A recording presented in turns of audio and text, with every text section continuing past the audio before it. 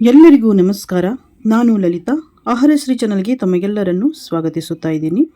ಇವತ್ತು ನಾನು ಸಿರಿಧಾನ್ಯ, ಬೇಳೆಕಾಳು ಮತ್ತು ಬೀಜಗಳಿಂದ ತಯಾರಿಸುವ ಸಂಪೂರ್ಣ ಆರೋಗ್ಯ ಹೆಲ್ತ್ ಮಿಕ್ಸ್ ಪೌಡರನ್ನು ಮಾಡಿ ತೋರಿಸ್ತಾ ಇದ್ದೀನಿ. ಈ ಪೌಡರ್ನಲ್ಲಿ ಸಿರಿಧಾನ್ಯ, ಬೇಳೆಕಾಳುಗಳು, ಬೀಜಗಳು ಹಾಗೂ ಔಷಧೀಯ ಮಸಾಲೆಗಳು ಸೇರಿರುವುದರಿಂದ ದೇಹಕ್ಕೆ ಶಕ್ತಿ ಕೊಡುತ್ತೆ. ಹಾಗೆಯೇ ಜೀರ್ಣಶಕ್ತಿ ಸುಧಾರಣೆಯಾಗುತ್ತೆ ಮತ್ತು ರೋಗ ನಿರೋಧಕ ಶಕ್ತಿನೂ ಕೂಡ ಹೆಚ್ಚಾಗುತ್ತೆ. ಮಕ್ಕಳಿಂದ ಹಿರಿಯರವರೆಗೂ ಎಲ್ಲರಿಗೂ ಸೂಕ್ತವಾದ ಹೆಲ್ತ್ ಮಿಕ್ಸ್. ಇದನ್ನು ಹಾಲು, ಮಜ್ಜಿಗೆ ಅಥವಾ ನೀರಿನಲ್ಲಿ ಗಂಜಿಯಾಗಿ ಸೇವಿಸಬಹುದು. ಹಾಗೆಯೇ ಇನ್ನೂ ಹಲವು ಪ್ರಯೋಜನಗಳಿವೆ ಇದನ್ನು ತಗೊಳ್ಳೋದ್ರಿಂದ. ಹಾಗಿದ್ರೆ ಬನ್ನಿ ಈ ಹೆಲ್ತ್ ಮಿಕ್ಸ್ ಪೌಡರನ್ನು ಮಾಡೋದು ಹೇಗೆ ಅಂತ ನೋಡೋಣ. ಇವಾಗ ಇಲ್ಲಿ ನಾನು ಸಿರಿಧಾನ್ಯಗಳನ್ನು ತಗೊಂಡಿದ್ದೀನಿ. ಇಲ್ಲಿ 7 ಥರದ ಸಿರಿಧಾನ್ಯಗಳು: ಸಜ್ಜೆ, ನವಣೆ, ಹಾರಕ, ಊದಲು, ಕೊರಲೆ, ಬರಗು, ಸಾಮೆ. ಇವಷ್ಟು ಸಿರಿಧಾನ್ಯಗಳನ್ನು ನಾನಿಲ್ಲಿ ತಗೊಂಡಿದ್ದೀನಿ. ಇದು ನಾನು 100 ಗ್ರಾಮ್ನಷ್ಟು, ಎಲ್ಲ ಸಿರಿಧಾನ್ಯನೂ 100 ಗ್ರಾಮ್ನಷ್ಟು ನಾನಿಲ್ಲಿ ತಗೊಂಡಿದ್ದೀನಿ.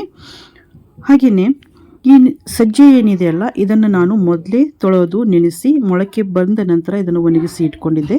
ಈಗ ಬಾಕಿ ಏನು ಸಿರಿಧಾನ್ಯ ಇದೆಯಲ್ಲ, ಸಜ್ಜೆ ಒಂದನ್ನು ಬಿಟ್ಟು ಎಲ್ಲ ಸಿರಿಧಾನ್ಯನೂ ಒಂದೇ ರೀತಿಯಾಗಿ ಇರೋದ್ರಿಂದ, ಸೈಜಲ್ಲಿ ಒಂದೇ ರೀತಿಯಾಗಿ ಇರೋದ್ರಿಂದ ಇದನ್ನು ಒಂದೇ ಕಡೆ ನಾನು ನೆನೆಸಿ ಇಡ್ತಾ ಇದ್ದೀನಿ. ಹಾಗೆಯೇ ಯಾವೆಲ್ಲ ಬೇಳೆಕಾಳುಗಳು, ಧಾನ್ಯಗಳು ತೊಗೊಂಡಿದ್ದೀನಿ ಅಂತ ಈ ವಿಡಿಯೋ ಮಾಡ್ತಾ ನಾನು ನಿಮಗೆ ಹೇಳ್ತಾ ಹೋಗ್ತೀನಿ. ಇದರಲ್ಲಿ ನೀರು ಹಾಕಿ ಒಂದು ಪಕ್ಕಕ್ಕೆ ಇಟ್ಕೊಳ್ಳೋಣ. ತೊಳೆದು ಕ್ಲೀನಾಗಿ ಪಕ್ಕಕ್ಕೆ ಇಟ್ಕೊಂಡಿದ್ದೀನಿ. ಹಾಗೆಯೇ ಇಲ್ಲಿ 2 ಥರದ ಅಲಸಂದಿ ಕಾಳು ತೊಗೊಂಡಿದ್ದೀನಿ. ಒಂದು ಕಪ್ಪು ಅಲಸಂದಿ ಕಾಳು, ಹಾಗೆಯೇ ಒಂದು ಕೆಂಪು. ನಿಮಗೆ ಎಷ್ಟು ಸಿಗುತ್ತೆ ಅಷ್ಟನ್ನು ನೀವು ತಗೊಳ್ಳಿ. ಪ್ರತಿಯೊಂದು ಕಾಳನ್ನ ತಗೊಳ್ಳೋದಷ್ಟೇ ತೋರಿಸ್ತೀನಿ ನಿಮಗೆ. ನಾನು ತೊಳೆಯೋದನ್ನು ತೋರಿಸ್ತಾ ಇಲ್ಲ, ಯಾಕೆಂದರೆ ಬಹಳ ವಿಡಿಯೋ ಉದ್ದ ಆಗುತ್ತೆ. ಹಾಗೆಯೇ ಕಾಬೂಲ್ ಕಡಲೆ 100 ಗ್ರಾಮ್ನಷ್ಟು ಮತ್ತು ಕಡಲೆಕಾಳು 100 ಗ್ರಾಮ್ನಷ್ಟು. ಹಾಗೆಯೇ ಜವಾರಿ ಬಟಾಣಿ ಕಾಳು ಕಪ್ಪಗಿರುತ್ತೆ ನೋಡಿ, ಅದು 100 ಗ್ರಾಮ್ನಷ್ಟು. ಹಾಗೆಯೇ ಬಿಳಿ ವಟಾಣಿ 100 ಗ್ರಾಮ್ನಷ್ಟು, ಹಸಿರು ವಟಾಣಿ 100 ಗ್ರಾಮ್ನಷ್ಟು. ಇಲ್ಲಿ ನಾನು 3 ಥರದ ಬಟಾಣಿ ಕಾಳುಗಳನ್ನು ತಗೊಂಡಿದ್ದೀನಿ. ಈ ಬೇಳೆಕಾಳುಗಳನ್ನು ನೀವು ಹೆಚ್ಚು ಕಡಿಮೆ ಮಾಡ್ಕೋಬೋದು. ನಿಮಗೆ ಎಷ್ಟು ಸಿಗುತ್ತೆ ನೋಡಿ ಅಷ್ಟನ್ನು ಕೂಡ ನೀವು ತಗೋಬಹುದು. ಹಾಗೆ ಇಲ್ಲಿ ಹೆಸರು ಕಾಳು, ಇಲ್ಲಿ ಹಸಿರು ಹೆಸರು ಕಾಳು 100 ಗ್ರಾಮ್ನಷ್ಟು, ಕಪ್ಪು ಹೆಸರು ಕಾಳು ಜವಾರಿ ಅಂತ ನೋಡಿ, ಅದು 100 ಗ್ರಾಮ್ನಷ್ಟು ಇಲ್ಲಿ ತಗೊಂಡಿದ್ದೀನಿ. ಹಾಗೆಯೇ ಇದರ ಜೊತೆಗೆ ಇಲ್ಲಿ ನೋಡಿ ಉದ್ದಿನ ಕಾಳು, ಇದು ಕೂಡ 100 ಗ್ರಾಮ್ನಷ್ಟು. ಹಾಗೆಯೇ ಮಟ್ಕಿ ಕಾಳು ಕೂಡ 100 ಗ್ರಾಮ್ನಷ್ಟು. ಈ ಎಲ್ಲ ಕಾಳುಗಳು ಸೈಜ್ನಲ್ಲಿ ಒಂದೇ ರೀತಿ ಇರೋದ್ರಿಂದ ನಾನು ಒಂದೇ ಕಡೆ ಇದನ್ನು ನೆನಲಿಕ್ಕೆ ಹಾಕ್ತಾ ಇದ್ದೀನಿ. ಹಾಗೆಯೇ ಇಲ್ಲಿ ಅವರೆಕಾಳು, ಇದು ಕೂಡ 100 ಗ್ರಾಮ್ನಷ್ಟು. ಇಲ್ಲಿ ರಾಜ್ಮಾ ಒಂದೇ ಥರದ್ದು ನನಗೆ ಸಿಕ್ಕಿರೋದ್ರಿಂದ ಒಂದೇ ತಗೊಂಡಿದ್ದೀನಿ. ನಿಮಗೆ ಎಷ್ಟು ಥರದ್ದು ಸಿಗುತ್ತೆ ನೋಡಿ ಅಷ್ಟು ನೀವು ರಾಜ್ಮಾ ಕಾಳುಗಳನ್ನು ತಗೋಬಹುದು. ಇದು ಕೂಡ 100 ಗ್ರಾಮ್ನಷ್ಟು. ಮೆಂತ್ಯ ಕಾಳು 2 ಟೇಬಲ್ ಸ್ಪೂನಷ್ಟು. ಈ ಬೌಲ್ ಚಿಕ್ಕದಿರೋದ್ರಿಂದ ನಾನು ಬೇರೆ ಬೌಲ್ಗೆ ಇದನ್ನು ಹಾಕಿ ಇಟ್ಕೊಳ್ತಾ ಇದ್ದೀನಿ. ಹಾಗೆಯೇ ಹುರುಳಿ ಕಾಳು ಕೂಡ 100 ಗ್ರಾಮ್ನಷ್ಟು. ಹಾಗೆಯೇ ಚೆನ್ನಂಗಿ ಕಾಳು ಅಥವಾ ಮಸೂರ್, ಅದು ಕೂಡ 100 ಗ್ರಾಮ್ನಷ್ಟು.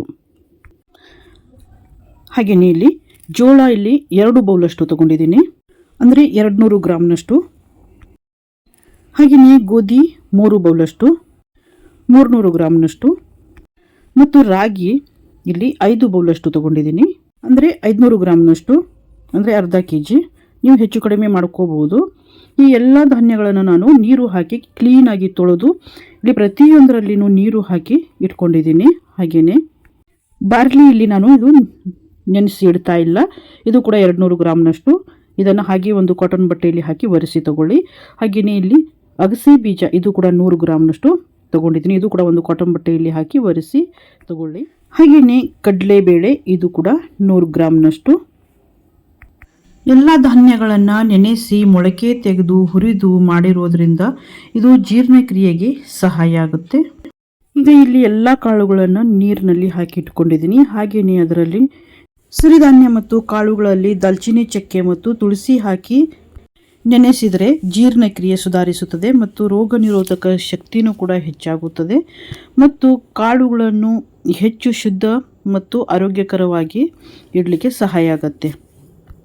ನೀವು ಬೇಕು ಅಂದರೆ ಇದನ್ನು ಹಾಕಬಹುದು, ಇಲ್ಲಾದರೆ ಇದನ್ನು ನೀವು ಸ್ಕಿಪ್ ಮಾಡ್ಬೋದು. ಹಾಗೆಯೇ ಕಾಳುಗಳನ್ನು ನೆನೆಸಿಡಬೇಕು. ಒಂದು ರಾತ್ರಿ ಪೂರ್ತಿಯೆಲ್ಲ ಈ ಕಾಳುಗಳನ್ನು ನೆನೆಸಿಡಬೇಕು. ನೀವು ಮಾರನೇ ದಿನ ಈ ಕಾಳುಗಳನ್ನು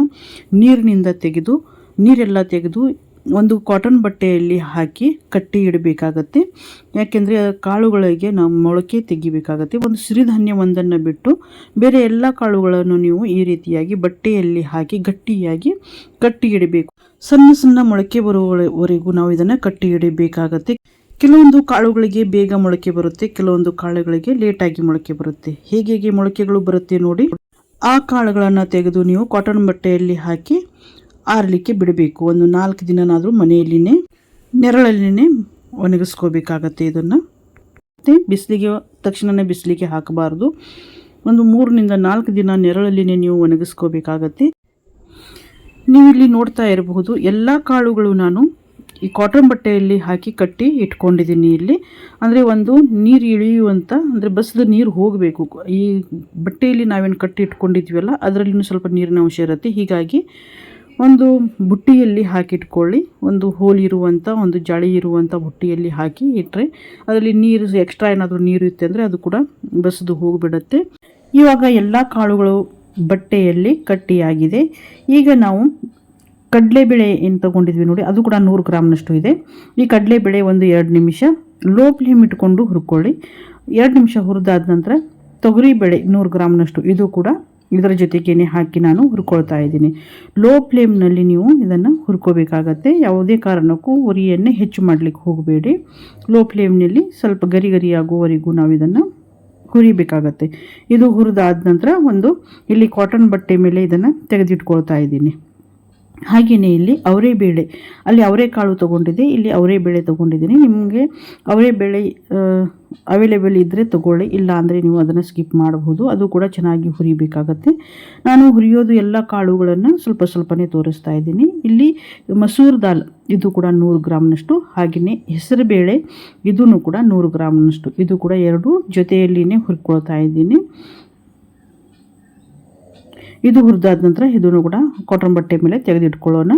ಇವಾಗ ಇಲ್ಲಿ ನಾನು ಬಾರ್ಲಿ, ಇದು ಕಾಟನ್ ಬಟ್ಟೆ ಮೇಲೆ ಹಾಕಿ ಒರೆಸಿ ತೊಗೊಂಡಿದ್ದೀನಿ. ಈ ಬಾರ್ಲಿಯನ್ನು ಕೂಡ ಇಲ್ಲಿ ಸ್ವಲ್ಪ ಹುರಿಕೊಳ್ತಾ ಇದ್ದೀನಿ. ನೀವು ಬಾರ್ಲಿ ಬೇಕು ಅಂದರೆ ಇನ್ನೂ ಸ್ವಲ್ಪ ಹೆಚ್ಚು ಕೂಡ ಹಾಕಬಹುದು. ಹಾಗೆಯೇ ಇಲ್ಲಿ ಸಜ್ಜೆ ತೊಗೊಂಡಿದ್ದೀನಿ. ಇದನ್ನು ಕೂಡ ನಾವು ಲೋ ಫ್ಲೇಮ್ ಇಟ್ಕೊಂಡೇ ಹುರಿತಾ ಇದ್ದೀನಿ. ಕಬ್ಬಿಣದ ಕಡಾಯಿ ಇದ್ದರೆ ಒಳ್ಳೆಯದು. ದಪ್ಪ ತಳ ಇರುವಂಥ ಕಬ್ಬಿಣದ ಕಡಾಯಿ ಅಥವಾ ಮಣ್ಣಿನ ಮಡಕೆಯಲ್ಲಿ ನೀವು ಹುರಿಯಬಹುದು. ನಾವು ಬೇಳೆಕಾಳು ಎಲ್ಲ ಹಾಕಿರೋದ್ರಿಂದ ಗ್ಯಾಸ್ಟ್ರಿಕ್ ಆಗಬಾರ್ದು ಅಂತ ಜೀರಿಗೆ 2 ಟೇಬಲ್ ಸ್ಪೂನಷ್ಟು, ಹಾಗೆಯೇ ಸೊಂಪು ಕಾಳು ಇದು ಕೂಡ 4 ಟೇಬಲ್ ಸ್ಪೂನಷ್ಟು, ಹಾಗೆಯೇ ಇದು ಕಹಿ ಜೀರಿಗೆ ಇದು 1 ಟೇಬಲ್ ಸ್ಪೂನಷ್ಟು. ತುಂಬ ಕಹಿ ಇರುತ್ತೆ ಇದು, ಇಲ್ಲಿ ನೀವು ನೋಡ್ಬೋದು ಈ ರೀತಿಯಾಗಿ ಇರುತ್ತೆ, ತುಂಬ ಕಹಿ ಇರುತ್ತೆ. ಇದು ಕೂಡ ಲೋ ಫ್ಲೇಮ್ನಲ್ಲಿ ನಾವು ಚೆನ್ನಾಗಿ ಹುರ್ಕೋಬೇಕಾಗತ್ತೆ. ಸ್ವಲ್ಪ ಹುರ್ಕೊಳ್ಳಿ ಚೆನ್ನಾಗಿ, ಅಂದರೆ ಸ್ವಲ್ಪ ಇದು ಮಾಯ್ಶ್ಚರ್ ಹೋಗುವವರೆಗೂ ಹುರ್ಕೊಳ್ಳಿ. ಹಾಗೆಯೇ ಓಂ ಕಾಳು 1 ಟೇಬಲ್ ಸ್ಪೂನಷ್ಟು, ಇದು ಜೀರ್ಣಕ್ಕೆ ತುಂಬ ಒಳ್ಳೆಯದು. ಇದನ್ನು ಕೂಡ ಹಾಕಿ ಸ್ವಲ್ಪ ಹುರ್ಕೊಳ್ಳಿ. ಹಾಗೆಯೇ ಇಲ್ಲಿ ಕರಿ ಎಳ್ಳು 1/4 ಬೌಲಷ್ಟು ತೊಗೊಂಡಿದ್ದೀನಿ. ಹಾಗೆಯೇ ಬಿಳಿ ಎಳ್ಳು ಕೂಡ 1/4 ಬೌಲಷ್ಟು ತೊಗೊಂಡಿದ್ದೀನಿ. ಹಾಗೆಯೇ ಸಬ್ಜಾ ಬೀಜ 2 ಟೇಬಲ್ ಸ್ಪೂನಷ್ಟು, ಕಲೋಂಜಿ ಇದು ಕೂಡ 2 ಟೇಬಲ್ ಸ್ಪೂನಷ್ಟು. ಇವೆಷ್ಟು ಚೆನ್ನಾಗಿ ಹುರ್ಕೋಬೇಕಾಗತ್ತೆ. ಇವಾಗ ಇದು ಕೂಡ ಹುರಿದು ಆಗಿದೆ. ಈಗ ಅಕ್ರೂಟ್, ಹಾಗೆಯೇ ಅಕ್ರೂಟ್ 1/4 ಬೌಲಷ್ಟು, ಕುಂಬಳಕಾಯಿ ಬೀಜ 1/4 ಬೌಲಷ್ಟು, ಹಾಗೆಯೇ ಸೂರ್ಯಕಾಂತಿ ಬೀಜ ಇದು ಕೂಡ 1/4 ಬೌಲಷ್ಟು, ಮತ್ತು ಕಲ್ಲಂಗಡಿ ಬೀಜ ಇದು ಕೂಡ 1/4 ಬೌಲಷ್ಟು.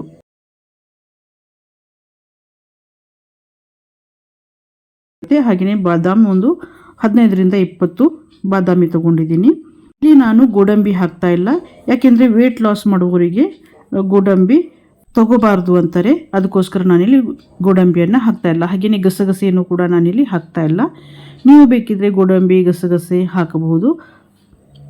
ಹಾಗೆಯೇ ಕಾಳು ಮೆಣಸು 1 ಟೇಬಲ್ ಸ್ಪೂನಷ್ಟು, ಹಾಗೆಯೇ ಹಿಪ್ಪಲ್ಲಿ ಅಥವಾ ಪಿಪ್ಪಲ್ಲಿ ಅಂತ ಹೇಳ್ತಾರೆ, ಅದು ಕೂಡ ಒಂದು 15ರಿಂದ 20, ಹಾಗೆಯೇ 2 ಏಲಕ್ಕಿ ಮತ್ತು ಲವಂಗ 1 ಟೇಬಲ್ ಸ್ಪೂನಷ್ಟು, ಇದು ಕೂಡ ಸ್ವಲ್ಪ ಹುರ್ಕೋಬೇಕಾಗತ್ತೆ. ಈ ರೀತಿಯಾಗಿ ಹೂ ಇರುವಂತಹ ಲವಂಗನೇ ತಗೊಳ್ಳಿ. ಇವಾಗ ಇದು ಕೂಡ ಹುರಿದಾಗಿದೆ. ಹಾಗೆಯೇ ಧನಿಯಾ ಕಾಳು 100 ಗ್ರಾಮ್ನಷ್ಟು, ಇದು ಕೂಡ ಸ್ವಲ್ಪ ಗರಿ ಗರಿ ಆಗುವವರೆಗೂ ಹುರಿಬೇಕು. ಹಾಗೆಯೇ ದಾಲ್ಚಿನ್ನಿ ಇಲ್ಲಿ ನೋಡಿ ಈ ರೀತಿಯಾಗಿ ಕೊಳವೆ ಥರ ಇರುತ್ತೆ ನೋಡಿ, ಅಂಥದ್ದೇ ದಾಲ್ಚಿನ್ನಿಯನ್ನು ತಗೊಳ್ಳಿ. ಈ ರೀತಿಯಾಗಿ ಇರುವಂಥ ದಾಲ್ಚಿನ್ನಿಯನ್ನು ತಗೋಬಾರ್ದು. ಅದನ್ನು ಇಲ್ಲಿ ದಾಲ್ಚಿನ್ನಿ ನಾನಿಲ್ಲಿ ಮುರಿದು ಹಾಕಿ ತಗೊಳ್ತಾ ಇದ್ದೀನಿ. ದಾಲ್ಚಿನ್ನಿ ಇಲ್ಲಿ 2ರಿಂದ 3 ಇಂಚಿನ ದಾಲ್ಚಿನ್ನಿ ಒಂದು 4ರಿಂದ 5 ಪೀಸ್ನ ತಗೊಂಡು ಇಲ್ಲಿ ಮುರಿದು ಈ ರೀತಿಯಾಗಿ ಹಾಕಿ ಚೆನ್ನಾಗಿ ಲೋ ಫ್ಲೇಮ್ನಲ್ಲಿ ಹುರ್ಕೊಳ್ಳಿ. ಇದು ಹುರಿದಾದ ನಂತರ ನಾನಿಲ್ಲಿ ಅಗಸೆ ಬೀಜನ ಹಾಕ್ತಾಯಿದ್ದೀನಿ. ಅಗಸೆ ಬೀಜ ಕೂಡ ಸ್ವಲ್ಪ ಮಾಯಿಶ್ಚರ್ ಹೋಗುವವರೆಗೂ ಹುರ್ಕೊಳ್ಳಿ, ಬಹಳ ಹುರ್ಕೊಳ್ಳಿಕ್ಕೆ ಹೋಗಬೇಡಿ. ಗ್ಯಾಸನ್ನು ಆಫ್ ಮಾಡಿ ಕಡಾಯಿ ಏನು ಬಿಸಿ ಇರುತ್ತೆ ಅಲ್ಲ, ಆ ಬಿಸಿಯಲ್ಲೇ ನೀವು ಹುರ್ಕೊಂಡ್ರೂ ಕೂಡ ಆಗತ್ತೆ. ಹಾಗೆಯೇ ಇಲ್ಲಿ 4 ಪೀಸ್ ಒಣಶುಂಠಿ, ಹಾಗೆಯೇ 4 ಪೀಸ್ ಇಲ್ಲಿ ಅರಿಶಿಣದ ಕೊಂಬು ತಗೊಂಡಿದ್ದೀನಿ. ಅದನ್ನು ಕುಟ್ಟಿ ಜಜ್ಜಿ ನಾವು ಪುಡಿ ಮಾಡಿ ನಾವು ಪೌಡರ್ ಮನೆಯಲ್ಲೇ ಮಾಡಬಹುದು, ಇಲ್ಲಾಂದರೆ ಇದರ ಜೊತೆಗೆ ನಾವು ಮಿಕ್ಸ್ ಮಾಡಿನೂ ಕೂಡ ಕೊಡಬಹುದು. ಇವಾಗ ಇಲ್ಲಿ ನೋಡಿ ಪೂರ್ತಿಯಾಗಿ ಆರಬೇಕು. ಪೂರ್ತಿ ಆರಿದ ನಂತರ ನಾವು ಮಿಲ್ಲಿಗೆ ಕೊಟ್ಟು ಪೌಡರನ್ನು ಮಾಡಿಕೊಂಡು ಬರಬೇಕು. ಇವಾಗ ಇದನ್ನು ಎಲ್ಲನೂ ಮಿಕ್ಸ್ ಮಾಡ್ಕೊಳ್ತಾ ಇದ್ದೀನಿ. ನಾನು ತಗೊಂಡಿರುವಂಥ ಎಲ್ಲ ಕಾಳುಗಳು ತಗೋಬೇಕು ಅಂತ ಏನಿಲ್ಲ, ನಿಮಗೆ ಎಷ್ಟು ಸಿಗತ್ತೆ ನೋಡಿ ಅಷ್ಟನ್ನೇ ಕೂಡ ನೀವು ತಗೊಂಡು ಕೂಡ ಮಾಡ್ಕೋಬಹುದು. ನಾನು ತಗೊಂಡಿರುವಂಥ ಸಾಮಗ್ರಿಗಳ ಲಿಸ್ಟನ್ನು ಡಿಸ್ಕ್ರಿಪ್ಷನಲ್ಲಿ ಕೊಟ್ಟಿರ್ತೀನಿ, ನೀವು ಅಲ್ಲಿ ಹೋಗಿ ನೋಡಬಹುದು. ಇವಾಗ ನೀವು ಇಲ್ಲಿ ನೋಡಬಹುದು ಮೊಳಕೆಗಳು ನೋಡಿ ಯಾವ ರೀತಿ ಬಂದಿದೆ. ಈ ರೀತಿಯಾಗಿ ಬಂದರೆ ಸಾಕು, ಇದಕ್ಕಿಂತ ಹೆಚ್ಚು ಬರಲಿಕ್ಕೆ ಕೊಡಬೇಡಿ ಮೊಳಕೆಗಳು. ಇವಾಗ ಇಲ್ಲಿ ಮೊಳಕೆಗಳು ಚೆನ್ನಾಗಿ ಬಂದಿದೆ. ಇದು ಮೊಳಕೆ ಬಂದ ನಂತರ ನಾವು ಒಂದು ಕಾಟನ್ ಬಟ್ಟೆ ಮೇಲೆ ಹಾಕಿ ಒಣಗಲಿಕ್ಕೆ ಹಾಕಬೇಕಾಗತ್ತೆ. ಇವಾಗ ನೀವು ಇಲ್ಲಿ ನೋಡಬಹುದು ಪ್ರತಿಯೊಂದು ಕಾಳುಗಳಿಗೂ ಚೆನ್ನಾಗಿ ಮೊಳಕೆಗಳು ಬಂದಿದೆ. ಇವಾಗ ಇಲ್ಲಿ ನೋಡಿ ಗೋಧಿಗೂ ಕೂಡ ನೋಡಿ ಯಾವ ರೀತಿಯಾಗಿ ಮೊಳಕೆ ಬಂದಿದೆ.